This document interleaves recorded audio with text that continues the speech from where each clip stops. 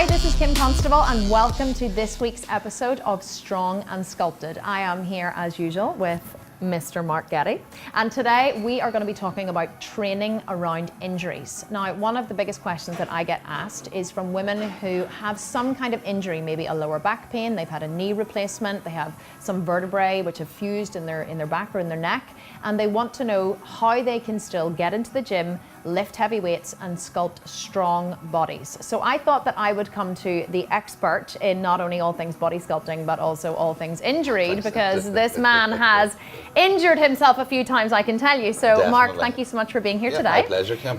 Mark, talk us through injuries. So what I would love to specifically know is what is your experience with injuries, because I know you've had quite a few, and how did you rehabilitate yourself from those injuries, and when should someone train through the pain and just get stronger, and when should they back off?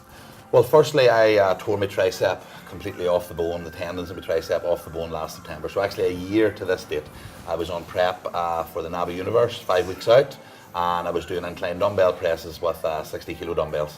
And basically, not to go into too much detail, but the dumbbell ended up on my face. 60 kilos in each hand? 60 kilos in each hand, yes. And had them up and was about to start into rep one, and my tricep snapped off the bone and the dumbbell ended up landing on my forehead. So not a nice injury. Long story short, got an ultrasound and it appeared that I had full tricep avulsion, which means that every tendon on the tricep was torn completely off the elbow. So this basically, it knocked me out of the universe, obviously. 5 weeks out, I couldn't train for it, had to get surgery, got a tricep reattached and started training. Now obviously my way of training, as you know, Kim, is heavy, hard to failure, and as a result there's certain exercises now I have to avoid.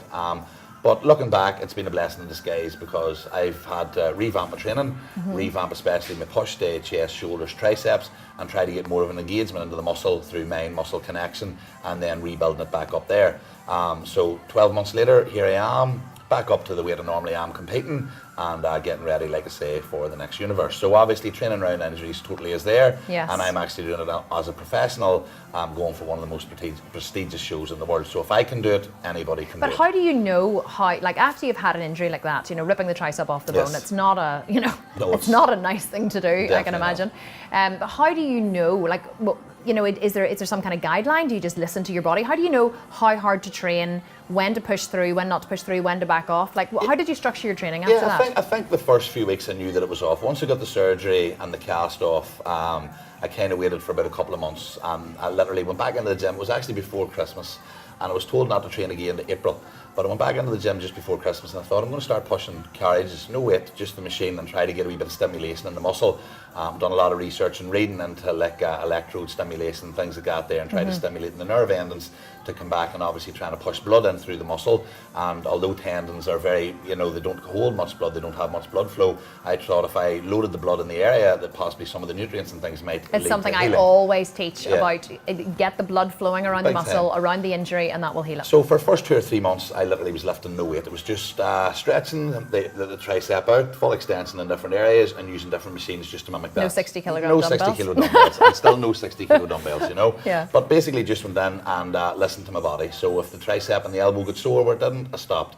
If I was able to push more, and what I found was every week I was in, I was able to do that wee bit more, that wee bit more, that wee bit more. And by the time April came along, I had my arm completely rehabilitated. Wow. You know what I mean? Myself, I went to the physio once every month, just to kind of keep the stimulation and break down the scar tissue. But for me, I just kept pushing it and just up a wee bit. If I felt any pain that wasn't the pain that I wanted to feel, I backed off a wee bit. So it was just patience and a bit of consistency. The same recipe I would give people that aren't injured. Yeah, just so that was my next. And being consistent. Well, that's my next question. So, given what you have experienced with your training, so say a woman in one of my programs comes into the gym and she has pain when squatting, because pain when squatting is a massive one that I hear, and it's not always that someone has injured, maybe they have weak knees or they have an injury in their lower back, but they have pain when squatting. So what, and a lot of women will say to me, I just can't squat. I can't squat because it's too painful. So just to give my take on it, sometimes I say, well, there may just be a little bit of fear there, so you maybe just need to push past the fear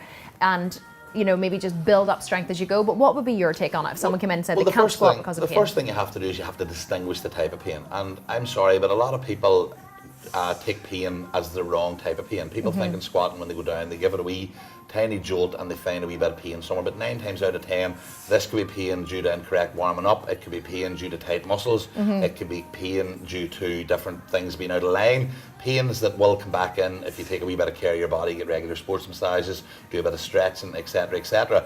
So with that in mind, 9 times out of 10 I found that most people can squat. Yeah, do you think that people are scared of pain? Of It's something that I have found a lot. People, and again, they're this is scared going of to pain. sound, I'm not trying to be on PC, but a lot of women, especially in certain things like deadlifting and squats, are afraid of the damage that might occur. And my opinion on that is you need to put that out of your head, because if you keep thinking that I might do this, I might do this, I might do this, you're not actually thinking about the movement, and you're actually thinking about what might go wrong. And a lot of times it will go wrong. Rather than thinking, right, it's a squat, use the bar, use it safely, use a light weight for starting with, and then build it up. Another thing you have to remember is the best way to actually counteract pain and squatting is actually to get strong in the certain muscles. If you get your connective tissue and your muscles and things stronger around the lower back or around the legs, this will cushion any sort of exercise you do when you're doing it. So in actual fact, getting stronger in certain exercises will actually stop the pain, will actually diminish the pain. That is actually so interesting, because you brought me back now to whenever I first started in the gym, and I remember putting a 20, just the bar at 20 kilos on my back and squatting, and then if I put anything more than 40 kilos on the bar,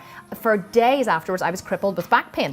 And what I actually realized through, again, researching, like you said, was that it wasn't that I had a bad back and I couldn't squat, it's that I had no glutes. I was very quad dominant, so whenever I was, only just from doing yoga, not because I was training in the gym, so every time I squatted, I had pain in my lower back, because my quads and my lower back were picking up all the slack. My glutes weren't firing, weren't doing the work, and I didn't know how to fire and turn them on, so therefore my lower back was picking up the effort as I was coming up, and that was causing pain. So what changed that for me was learning how to fire up my glutes I wasn't squatting low enough. So squatting low enough, firing up the glutes, and then using the glutes and the quads to drive up the back pain. If you think about a squat, at the bottom of the movement, it's the glutes and the hamstrings that are coming into play. So if you're only doing a half squat or a 3/4 rep squat, you're going to build up your quads, you're going to build up your lower back. And what happens when you tend to go deeper and try to push the weight?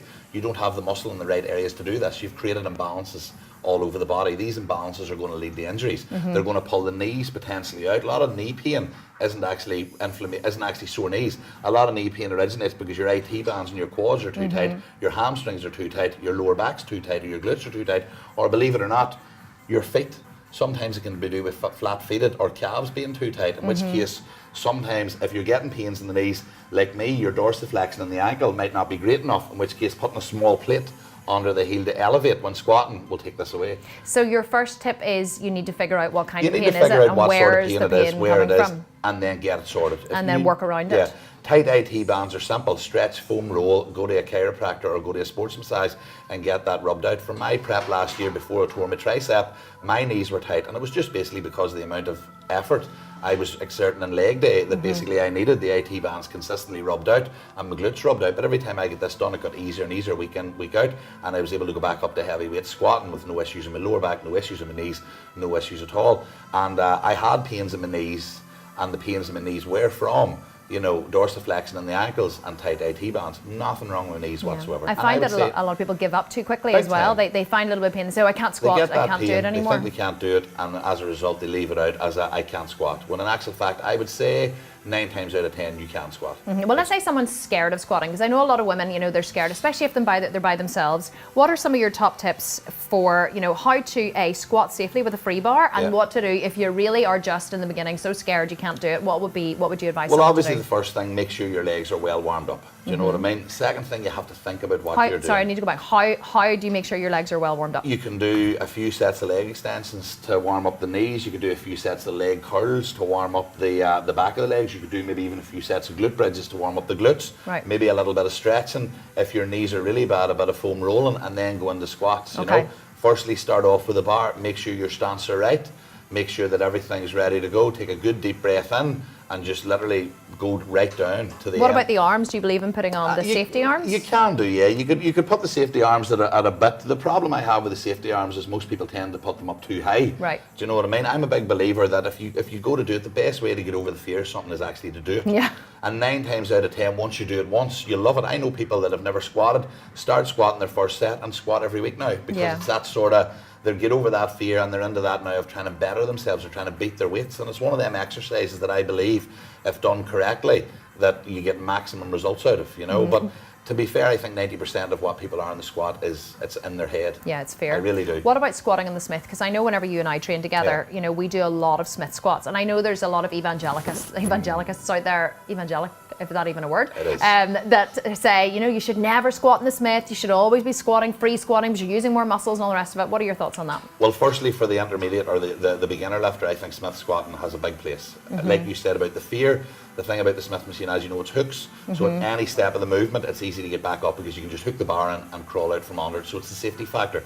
So for a beginner lifter, the Smith machine squat is a fantastic way to learn how to go up and down. Also, it just puts the emphasis on the legs. You just put the back, line everything up, make sure the glutes are pushed out and your chest is high, and the only thing you have to concern yourself about is on the legs. So you'll get more positive feeling on the legs, more stimulation on the legs than you will doing a free bar squat where you're worrying about everything else going wrong. For the advanced lifter, I also find the Smith machine is a great way to overload the legs. In other words, pile the weight up as much as you can, knowing that there's a safety factor there and literally driving and trying to recruit as many muscle fibers as you actually can. Oh, wonderful. And I suppose you can play around with the position of the feet as well in the squat. You can put the feet away in front of you, you can put the feet out wide, you can put it in close, you can put it in front of you, you can do it anything, whereas in the free bar, if you do any of that, you'll fall on your face. Okay, so just to sum up, so for people who are injured or who find it hard to squat, so first of all, they need to squat more, squat more. Address the problem, figure out where the problem's coming from. Where the pain is actually come from. And 9 times out of 10, you haven't got bad knees and your hips aren't screwed. 9 times out of 10, the pain's coming from somewhere else that can be sorted. Okay, do you know what I mean? And then point 2, you can find another exercise such as squat on the Smith. There's tons of exercises. Squat on, like say somebody just can't squat, should they just find another exercise that stimulates the same muscles? Yeah, they can do. I would advise people just to stick at it as much as possible until they really, well, that's what I always advise you. I always say consistency I believe that over once time. you get it down, you'll be grand. I don't think I've seen anybody else that can't squat on some piece of apparatus. Do you know what I mean? And I've been about this game 20 years, and I don't think, I'm trying to think offhand, and all my clients to some degree over the past years have squatted. Do you know what I mean? Whether it's a free bar, a Smith or a hack, everybody squats. And what about asking for help? Just a final point before we finish. So should you ask to someone to give you a spot in the gym? Yeah, the gym's there for people, like-minded people to train, and I'm a big, massive believer. I try to create an environment in here where everybody can come to anybody, including me, and ask them for a spot. Yeah, a lot of women are very scared too because they're intimidated going into the gym anyway, and so they feel that when they're there, you know, they don't want to ask somebody to help them. But the people that are there are probably the nicest people. Bodybuilders, within reason, are probably the nicest people. It's a tribe. Do you know what I mean? And they'll give you a hand, especially if they see somebody trying to better themselves. Everybody likes trying to help somebody out. Do you know what I mean? True. Everybody likes people succeeding within reason. Do you know what I mean? So why not ask the person that looks to know what they're talking about? Can you correct my form? Can you look at what I'm doing? Can you keep an eye on me? If that's the best way to you to feel safely in what you're doing, then why not? And sorry, one more thing actually before we finish, it just came to mind when you said about form there. So I get a lot of women asking me, well, they say I can't glute bridge because it hurts my back. Yeah. So, but I always say to them, well, a glute bridge should never be in your back, it should be in your glutes. It's a thrust. It's not a tilt, it's a thrust. So like if someone says they can't glute bridge, again for me, I think sometimes it's just fear holding them back from really trying. But if someone says, you know, glute bridge has hurt my back, what else can I do? What would be your advice? Glute bridge. Just glute bridge? Well, you know, within reason. Again, distinguish the problem. If there is an issue in the lower back and it is bad, then there's other exercises. There's reverse hyperextensions, glute ham raises. I think we done them the other day. Do you know what I mean? Great exercise for the glutes, great exercise for the hamstrings. Leg press high in the leg, or feet high in the leg press is a great exercise for the hamstrings and glutes. But in reality, try, you know, I'm not trying to patronize here, but try doing the thing right. You know, there's a lot of bad form techniques that go on the glute bridge. To me, when I glute bridge, I only feel it in my glutes. Yeah, me too. So for me personally, if you're feeling it in your lower back, it means you're doing something wrong. Incorrectly. How to do that right? Take a video of what you're doing. Yeah. Take a video, get somebody to take a video of the way you're glute bridging when you feel it in your leg or feel it in your back, and ask somebody to correct your form. That's actually a very good point. Like if you're not feeling it where you should be feeling it. So first of all, I would say as well, one of my top tips would be figure out where you're supposed to be feeling the exercise. Glute bridges, they're called glute bridges for a reason because you're supposed to be feeling them in your glutes. So if you're not feeling them in your glutes, your form could be off. So get someone to check your form, make sure you're doing it right, and also then figure out whether it's in your head or it really is in your body? Because quite often it can just be in the head. It could be bad form, or it could be you actually don't know to put your mind on the muscle. A lot of times, like you say, the fear factor, if you're going into a glute bridge with the fear of your lower back, you're consistently thinking of your lower back. Yeah. So therefore, you're not actually thinking about the muscle you're working.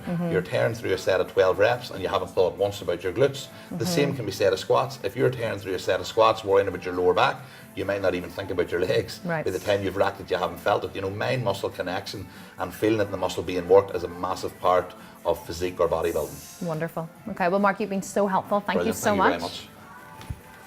I hope you guys enjoyed this video. I hope it's given you a little bit of confidence now to go into the gym and to really figure out your form, and if your pain or if your fear of squatting or glute bridging or whatever is in your head, or whether it actually is in your body. So now I want to hear from you guys in the comments below. Do you have an injury that you are working through? Do you find squatting hard, or do you love squatting and could squat all day? Have you ever tried a glute bridge, or has your fear of hurting yourself held you back from really pushing yourself hard in the gym?